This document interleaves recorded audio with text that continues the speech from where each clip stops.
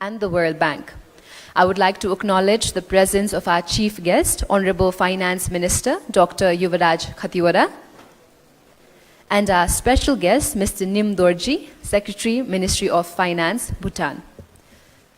To begin this inaugural session of the Bhutan and Nepal Human Capital Forum, I would now like to invite on stage Mr. Faris Haddad Zerbos, World Bank Country Manager in Nepal, for his welcome remarks.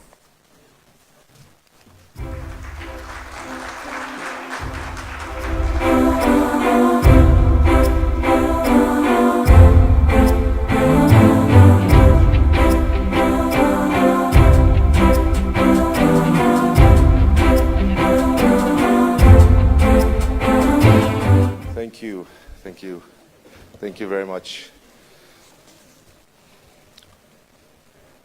Honorable Minister of Finance of Nepal, Dr. Yuvraj Khatiwada, His Excellency Secretary of Finance of Bhutan, Dashu Nim Dorji, Their Excellencies, Ministers, Secretaries, Joint Secretaries, and Ambassadors and Heads of Agency. Colleagues, partners, friends, good morning and welcome to the Bhutan-Nepal Human Capital Forum. This forum brings together in Kathmandu today policymakers from Nepal and Bhutan, as well as civil society and development partners, to chart out opportunities, constraints, and hopefully a roadmap not only for a sustainable model for development, but one that puts people back in the center of it. After all, our world today is very different. First, the pace of technological change is so vastly accelerated that we no longer talk of rates of change, but the neck-breaking acceleration in those rates of change themselves. Indeed, evidence shows youth 7 years from now will need to manipulate technology that we cannot even conceive of today. Secondly, the world is also one that is a global race for investment, where funds can largely flow to countries that offer safe havens and ecosystems of policies, infrastructure, and a talented workforce for these investors to thrive. Thirdly, people's own aspirations are converging towards a justifiably high norm. The advent of social and other media have shown youth in the most distant corners of the world what their fellow women and man, more fortunate than they, can hope to achieve because of greater opportunities facing them. Within Nepal, for example, a father or mother is able to see that greater investment in human capital can grow their own economy from an additional 10 to 30%. And an additional year of schooling for either themselves or their kids can add up to 10% to their children's income potential, for example. In Bhutan, another example, 21% of children under 5 are regarded as stunted, impacting one in five's chances of realizing their full potential in today's world. So we're all gathered here around this common goal, and one our beneficiaries outside this room share and expect of us. And that is to invest in people and in their early years so that they can realize their full potential. This is, of course, no easy task, requiring true vision and leadership, and hard policy and financing decisions. People are the true capital. They are infrastructure that doesn't rust, does not fall apart with time, and cannot be depreciated. And in fact, it is the only true infrastructure of a country that, if empowered, creates more infrastructure and charts new pathways to growth. So it is in that sense that I myself, on behalf of my colleagues in the World Bank, look forward to working with all of you over the next few days to find workable solutions to this very, very critical work. I want to sort of, there's so many people to thank, and hopefully we will do that towards the end, but this is not the proper time of it. But I do want to thank, of course, our generous host, the government of Nepal, for hosting this event, and of course our very important partners, the government of Bhutan, and all of you. Many agencies, many people have been involved in this, including our partners and colleagues in UNICEF and elsewhere. So really want to express our appreciation and how much we're looking forward to working on this event. But like any other event, this is only a beginning. And I think the success of this event will not be determined today, nor will it, nor should it be determined tomorrow, but months down the road, a year, 2 years down the road, to see when we look back and say, as a result of this forum, meaningful change has happened. And insofar as we want to do that, please regard the bank as a key trusted partner in doing this. Wishing you much success, and thank you very much.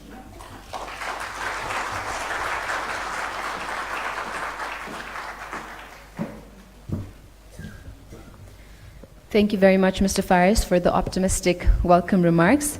And in Nepal, we signify the beginning of something auspicious with a traditional way of inauguration, which is by lighting the panas, which is the oil lamp. And to do the honors, I would like to request our chief guest, Honorable Finance Minister, Dr. Yuvraj Khathiwara, and our special guest, Mr. Nim Dorji, Secretary, Ministry of Finance, accompanied by Mr. Faris Haddad Zervos, World Bank Country Manager, Nepal.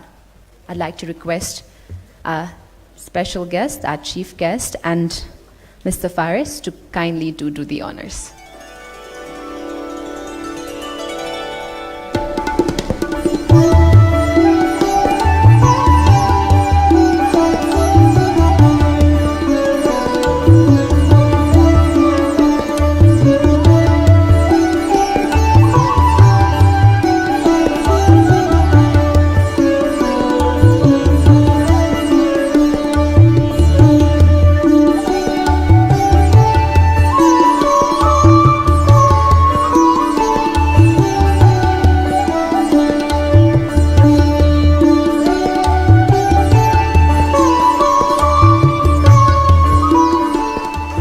With that, we officially inaugurate the Bhutan and Nepal Human Capital Forum 2019. Ladies and gentlemen, I would like to request all of you to please stand up in honor of the national anthem of Bhutan.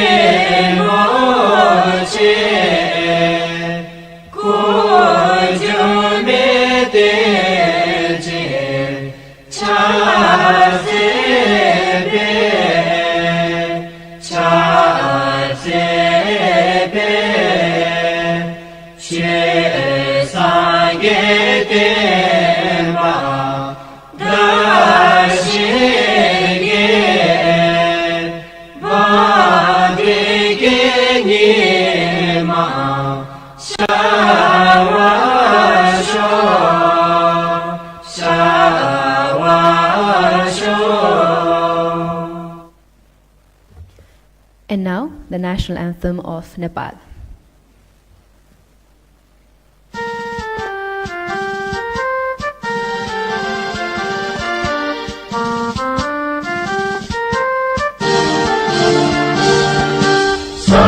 ढुङ्गा फुलका हामी एउटै माला नेपाली सार्वभौम भई फैलिएका मेची महाकाली सायो ढुङ्गा फुलका हामी एउटै माला नेपाली सार्वभौम भई फैलिएका मेची महाकाली प्रकृतिका कोटि कोटि सम्पदाको आचला वीरहरूका राजधानी स्वतन्त्र आचला ज्ञान भूमि शान्ति भूमि तराई पहाड हिमाल अखण्ड यो प्यारो हाम्रो मातृभूमि नेपाल बहु जाति भाषा धर्म संस्कृति छ विशाल अग्रगामी राष्ट्र हाम्रो जय जय Nepal.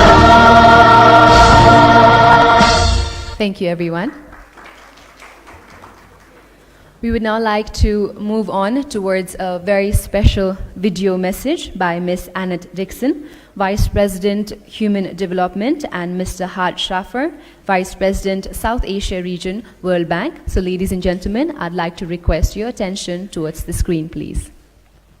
Hi, I'm Annette Dixon. I'm the Vice President for Human Development at the World Bank. Hello, I'm Hart Schaffer, the World Bank's Vice President for the South Asia region. Nepal and Bhutan are holding a summit on human capital. We're very sorry that we can't be there in person, but we know that this will be a really important event for both countries.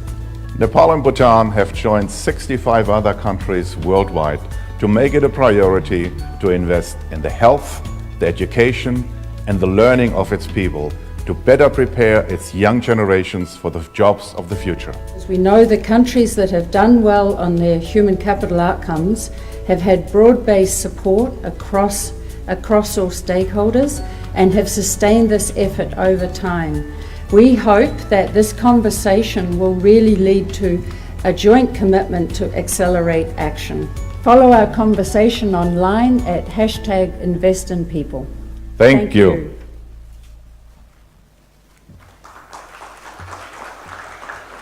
We also have another video message from Ms. Ani Choing Dolma. She is the UNICEF Nepal National Ambassador.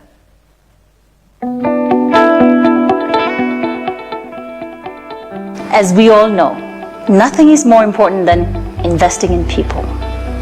I would like to welcome and congratulate the governments of Nepal and Bhutan for coming here for 2 days to discuss about human development. Both countries have come a long way when we look at education and health. But going the last mile sometimes can be hardest. My appeal to all gathered here is to invest in early childhood and make sure all our children grow up with access to clean water, sanitation, and nutritious food. They must have possibility to go to a school where they can have a chance to learn in a safe and fun environment. This investment will definitely bring enormous returns and help ensure that our new generation will be fit for meeting all requirements in a changing world of ours. When young people are prepared, empowered, and encouraged, they will use their energy, creativity, and talent to turn an uncertain landscape into a world of opportunity for themselves, for Nepal, and for Bhutan. Let's invest in our children's future today.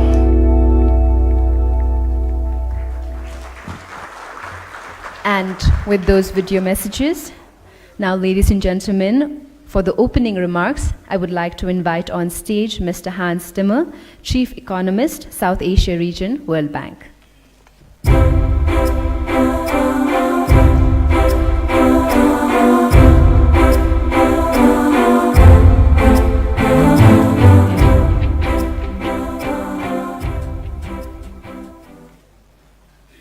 Thank you very much, and good morning, everybody. I also would like to thank the government of Nepal and the government of Bhutan for co-hosting this very important event. We have already heard how important it is to invest in the children to secure future development.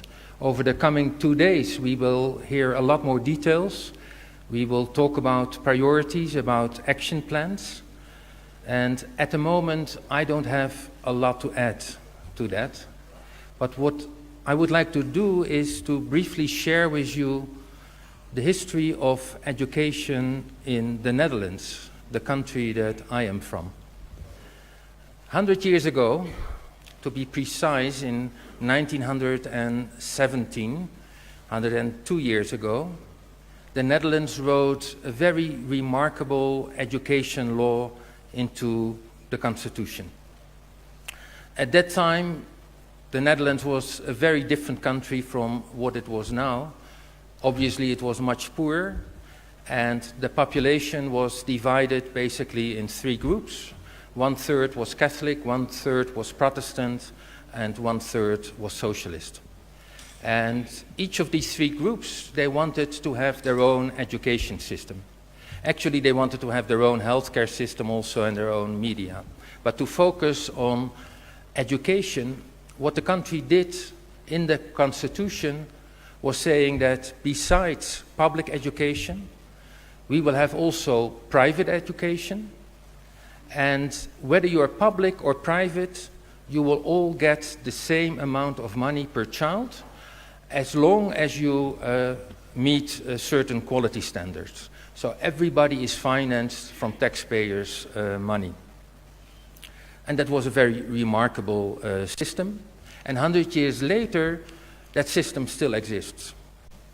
There are fewer Catholics and Protestant schools, but now we have Montessori schools, we have Dalton schools, we have Jena Plan. There are lots of experiments in education. Parents can start a school if they can show that a school with this kind of characteristic doesn't exist in a neighborhood yet, and they all get the same amount of money as long as they meet the standards. Now, 100 years later, the Netherlands ranks number 9 out of 157 countries in terms of the expected numbers, quality-controlled numbers of years that a child gets in the first 18 years. I'm not suggesting with this example of the system in the Netherlands that that is an example that should be replicated in other countries. Every country is different. You cannot replicate these examples. But as in the coming 2 days, we are thinking how in Nepal and how in Bhutan we are further developing the education system, you might want to think about a couple of principles that are coming from this example. You might want to think how important diversification and experimentation is. Allow different kinds of school forms to emerge, and 3, through competitive pressure, which one will last. We might want to think about the importance of the involvement of parents in the school. As I said, we might want to think about competition between schools. Very importantly, we might want to think about the importance of a level playing field, making sure that there is equality of opportunity, making sure that every kid can have access to high quality education, irrespective of where you are born and what your social background is. And finally, for me, that example of the Netherlands shows that we might want to think about effective nationwide quality control. The Netherlands is doing that through nationwide testing of children and through inspections of schools also, and in return they give the money to any school that is viable.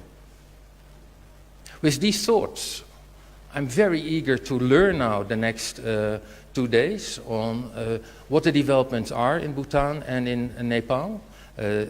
I'm for the first week here since I started as chief economist for the South Asian region in Nepal. I'm on a steep learning curve, and this is a great opportunity for me also to learn about these two countries. Thank you very much.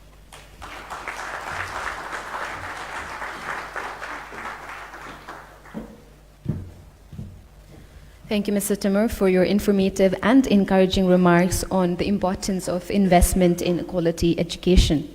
It is now my pleasure to request our special guest, Mr. Nim Dorji, Secretary, Ministry of Finance, Bhutan, for his remarks in this August gathering.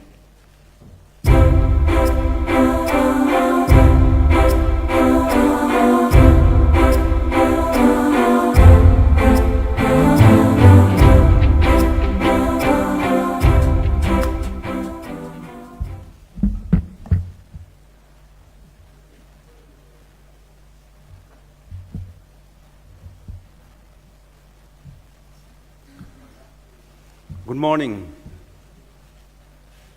Your Excellency, Dr. Yuvraj Khattiwada, Minister of Finance, Government of Nepal, Mrs. Anne Dixon, Vice President, Human Development, Mr. Hart Schaffner, Vice President, South Asia Region, who are joining us from DC. I think we just saw them.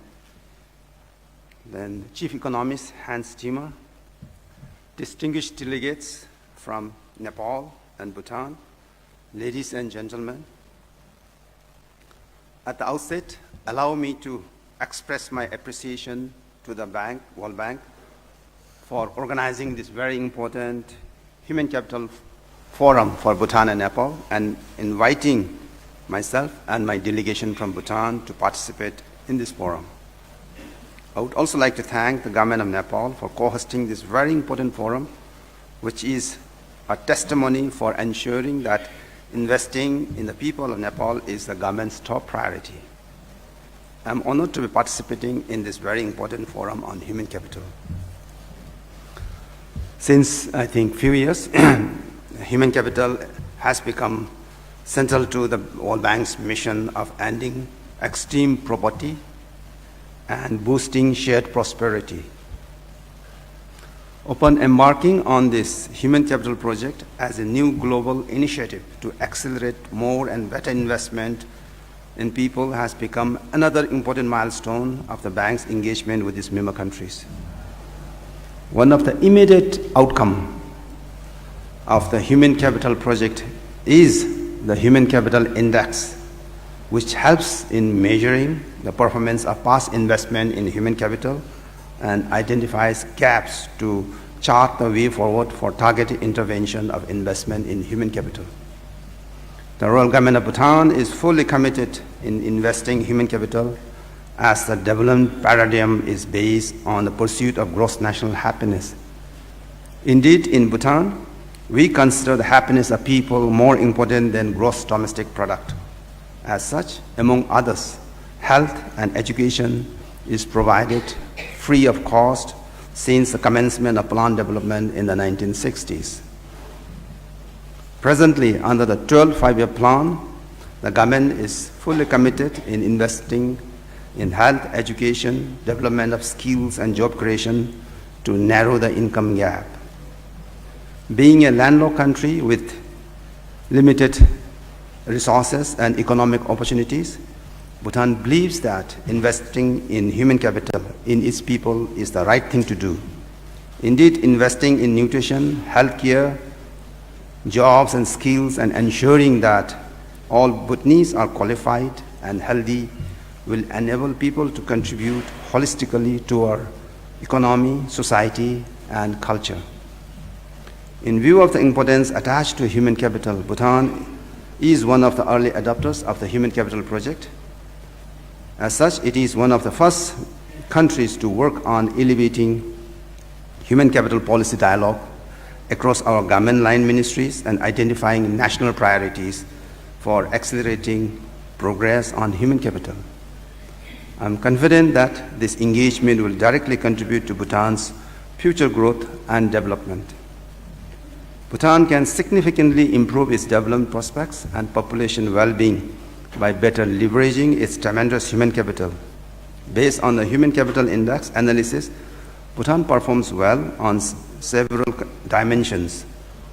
Child mortality is low, and probability of survival till age 5 in Bhutan is 0.969, which is above South Asia average of 0.957.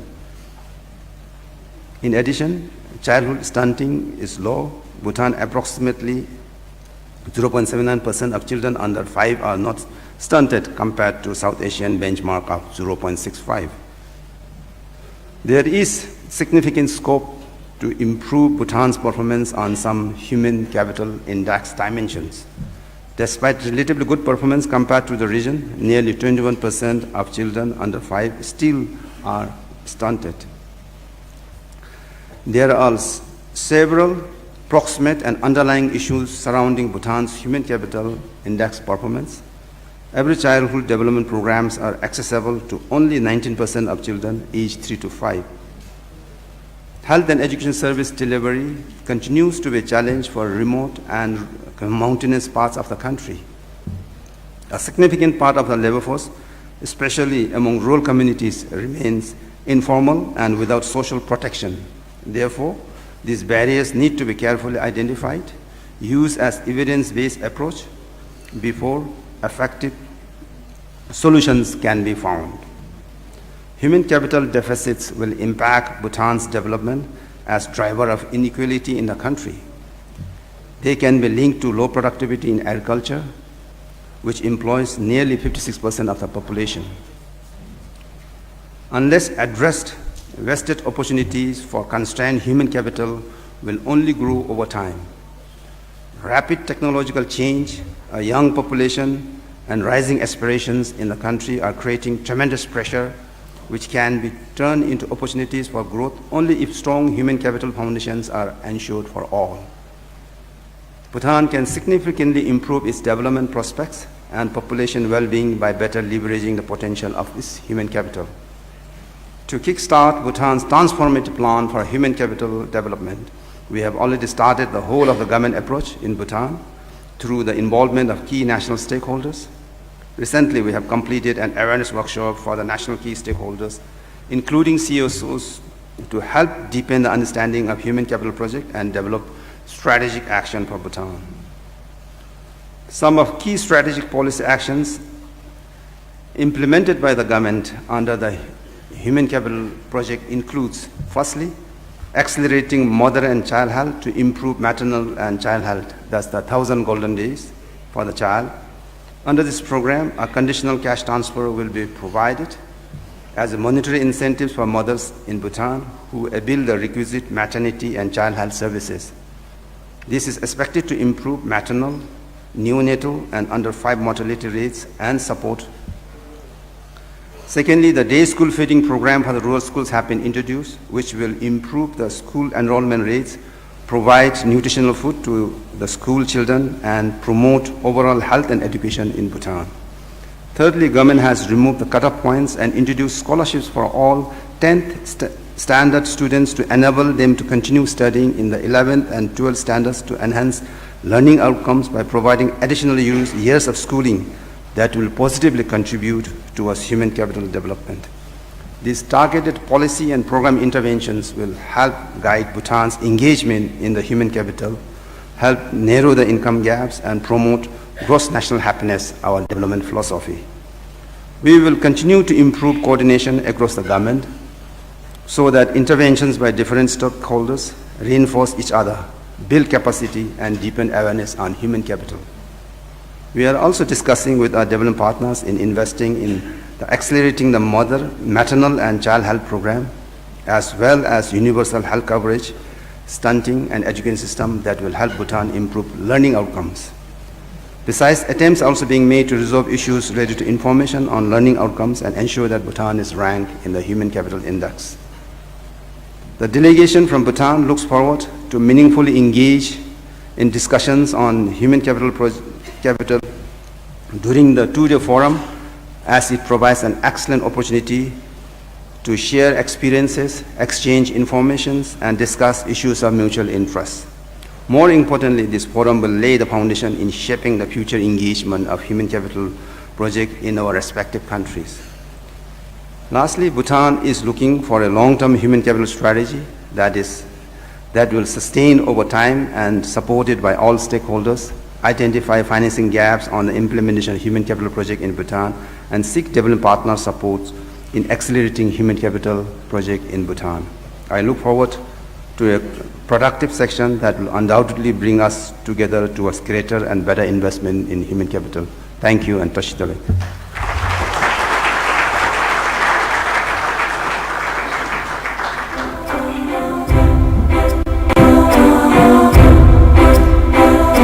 Thank you very much, Mr. Nimdorji, for your remarks.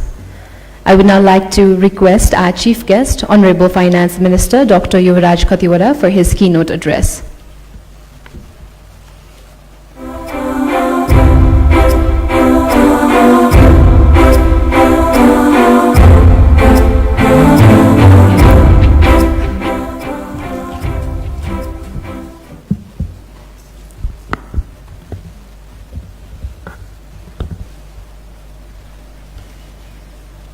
Mr. Namdorji, Secretary, Ministry of Finance, Bhutan, Paris, Hans Timmer from the World Bank, senior officials, member of the Planning Commission, secretaries and senior officials of the Government of Nepal and Bhutan, distinguished guests, ladies and gentlemen.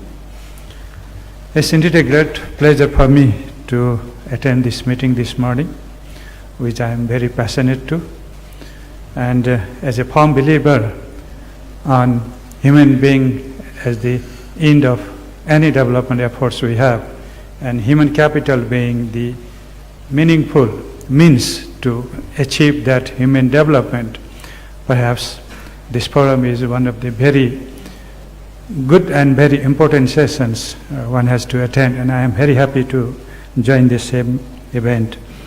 Let me also take this opportunity to thank the government of Bhutan for co-hosting this event with Nepal, and let me also welcome all the participants who have traveled all the way to attend this meeting.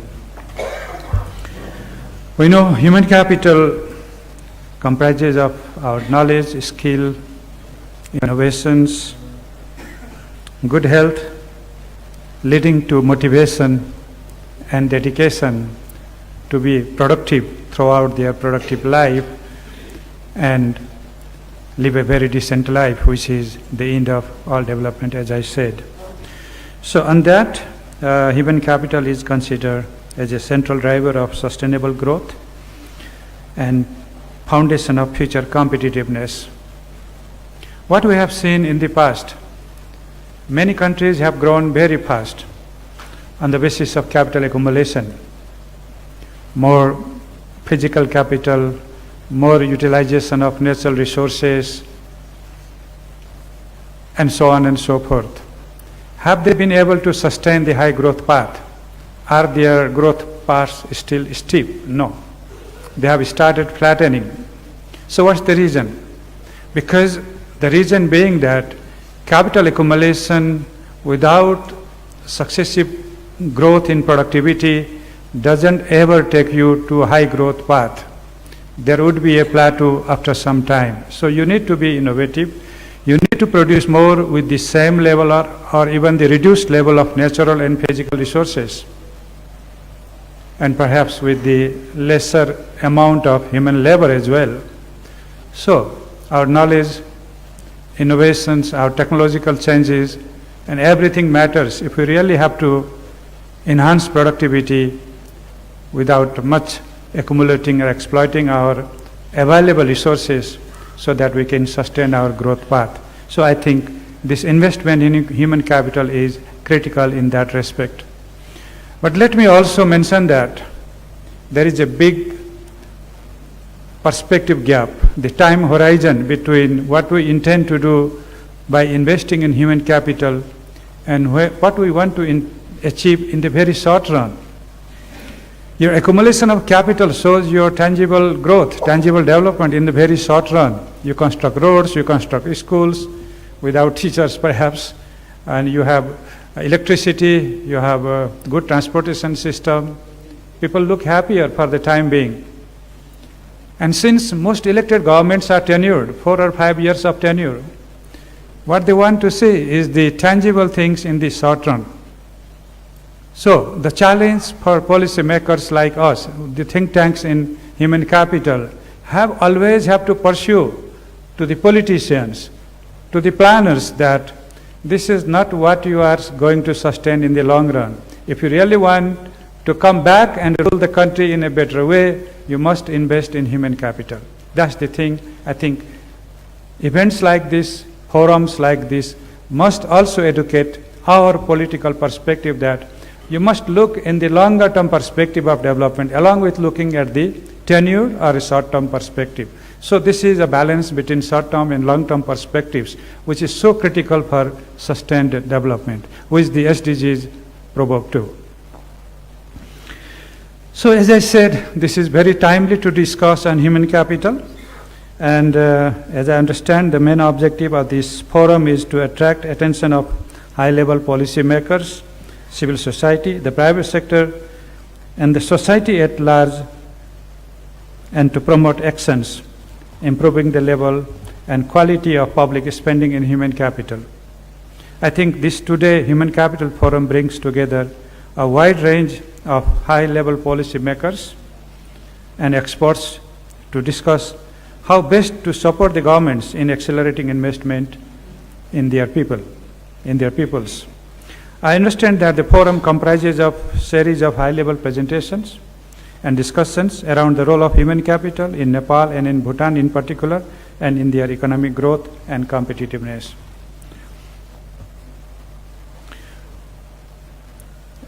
Excellencies, ladies and gentlemen, we are witnessing an extraordinary change in technology as well as at the level of globalization. The confluence of rapid technical change and globalization inspires us to prioritize human capital as a key strategy for economic competitiveness and growth. Enhanced investment in people is crucial for Nepal to ensure economic growth and improve our competitiveness, achieve our sustainable poverty reduction strategy, and improve livelihood of our people, which, as I said, is the end of all our development efforts. Despite limited resources, Government of Nepal is investing in its available resource in diversified human capital, physical infrastructure, and stronger institutions.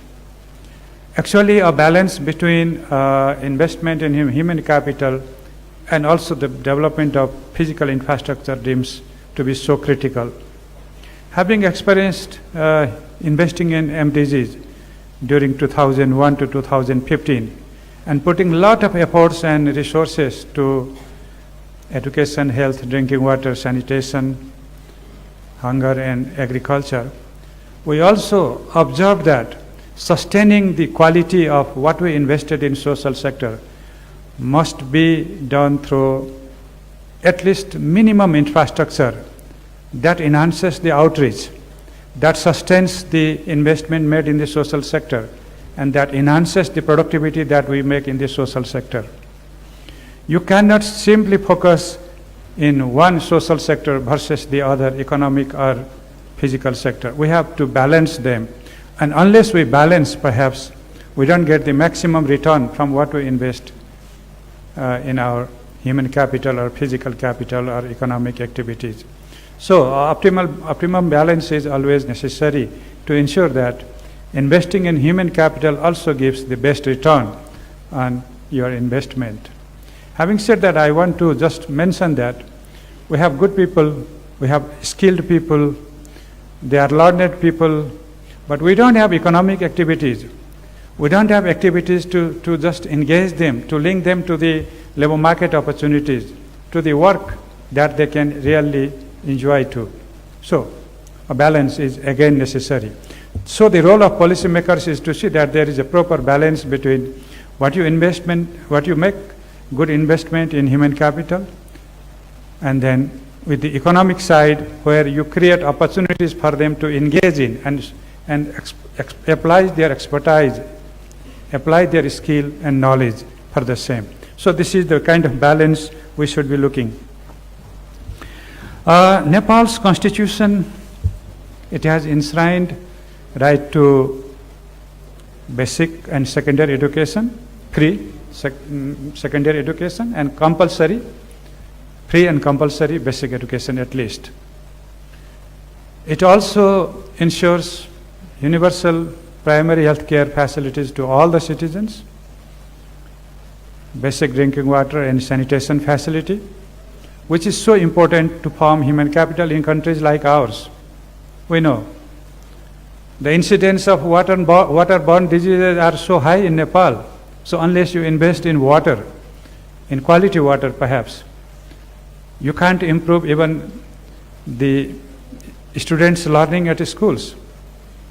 I have seen in some of my professional career, in many places, students are sick simply because of the problem of worm and they cannot go to schools. So water is equally important as education and health in our case.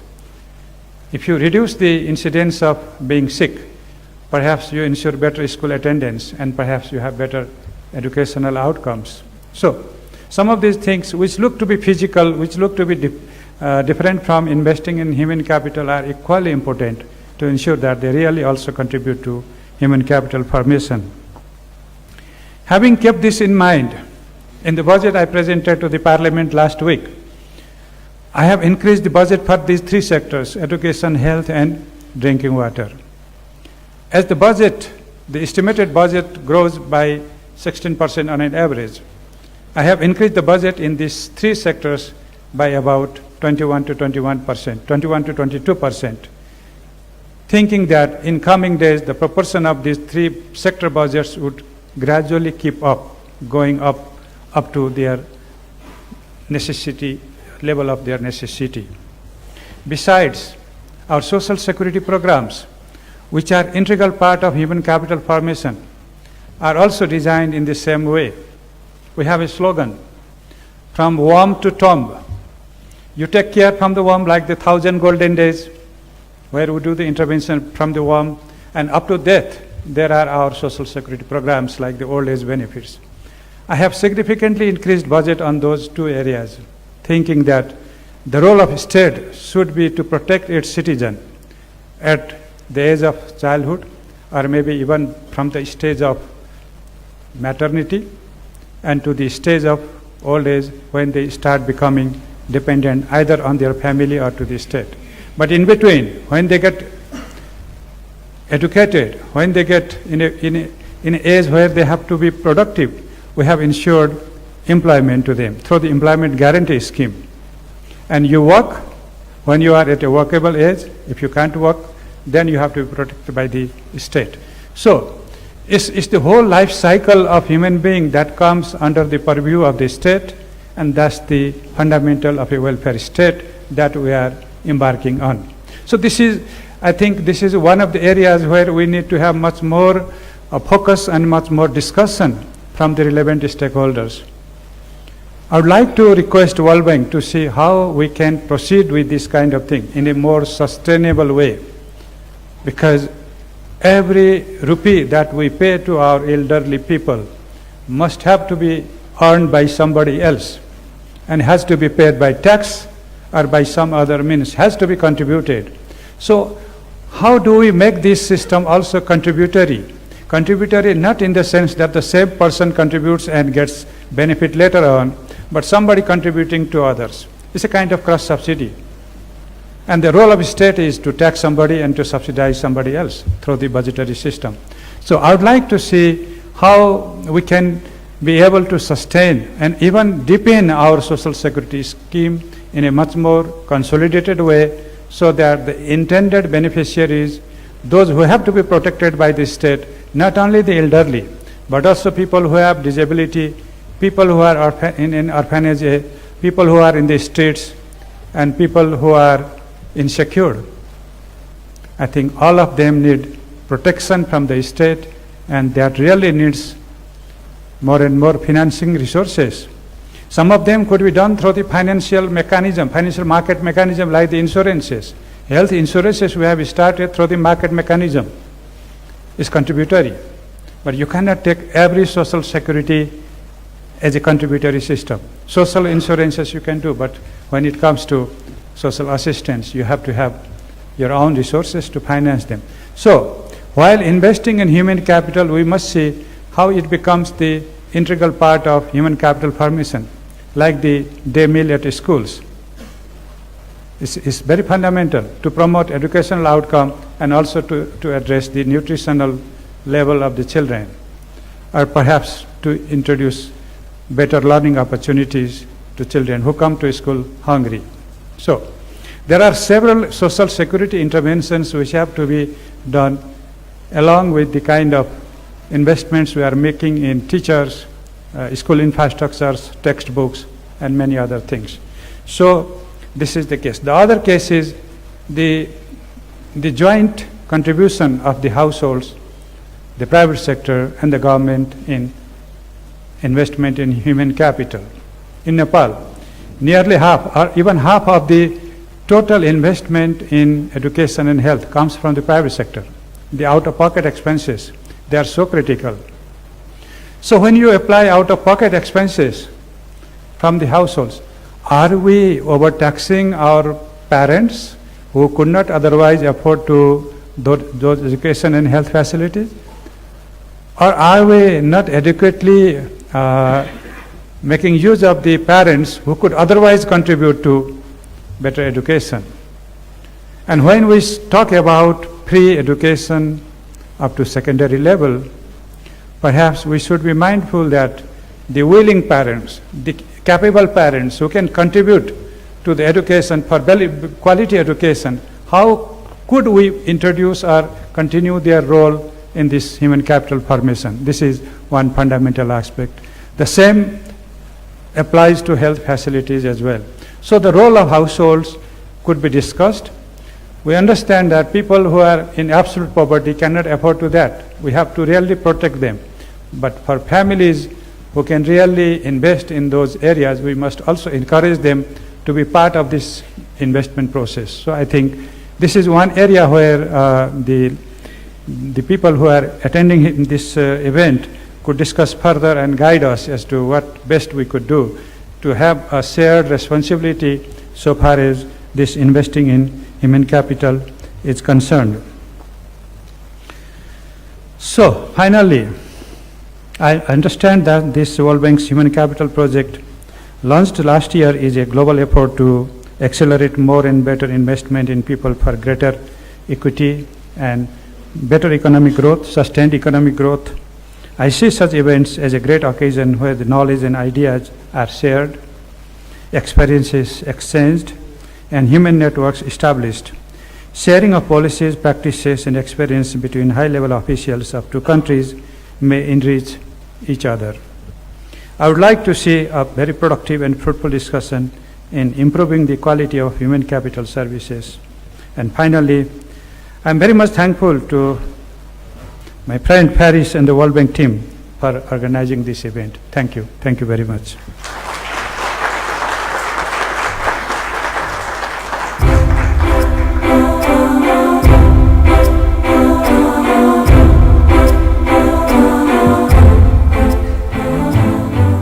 Thank you, Honorable Finance Minister Dr. Yuvraj Khatiyora, for your elaborate keynote address. And with that, we now conclude the inaugural session of the Bhutan-Nepal Human Capital Forum, and we would now like to move on to the very first joint session with the theme, Whole of Government, the Story Behind Success. I'd like to request our hotel staff to kindly set up the stage, and as they set up the stage for the first session, I would please allow me to slightly brief you on the session and the topic. This session will introduce participants to the whole of government approach of the Human Capital Project, elaborating on the principles underlying this approach and share examples of countries that have followed these principles and managed to improve human capital outcomes despite the challenges they faced. So ladies and gentlemen, please join me in welcoming the moderator of this session, Ms. Lynn Shoba-Benz, Director, World Bank.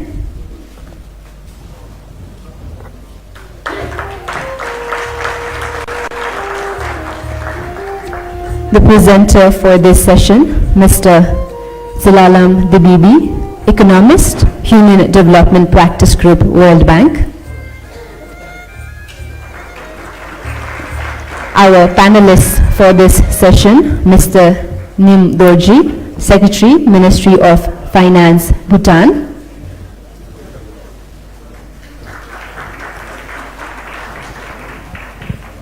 I'd also like to inform all our distinguished guests and participants and audience that our chief guest has to leave due to his prior commitments, but we definitely thank him and show our gratitude for being part of the inaugural session of the Bhutan and Nepal Human Capital Forum.